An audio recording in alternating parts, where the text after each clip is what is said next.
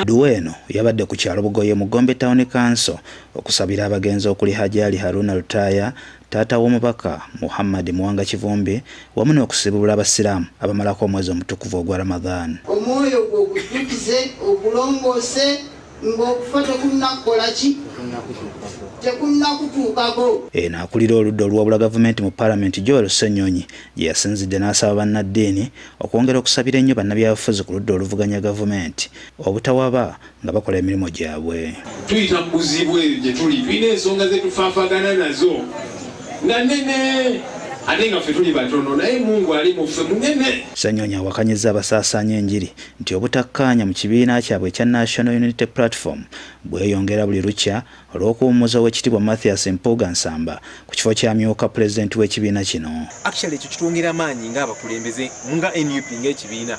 Bannabyabufuzi mukola endagaano n'abantu, temuzivaako, temumenya ndagaano ezo newankubadde simpandiike. Kati nga NUP twakola endagaano ne bannayuganda nga tugenda mu kalulu. Agamba byonna ebigenda mu maaso mu NUP bagezaako kugolola nsobi ezikolebwa abamu ku bakulembeze mu bo.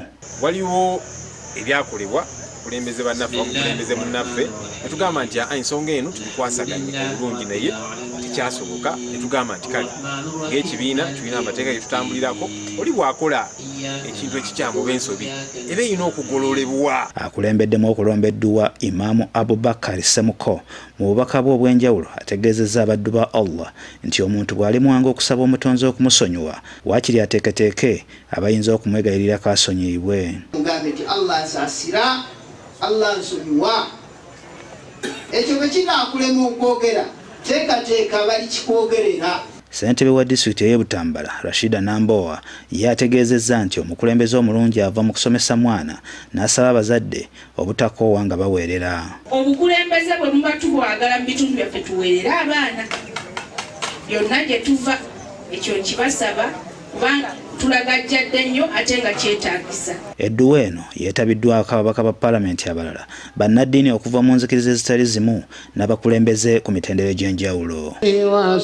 Sadaati Mbogo, Agafeeyo ku Spark TV. Ekibiina kitambula kigenda mu maaso, tujja bategeeza ebirala.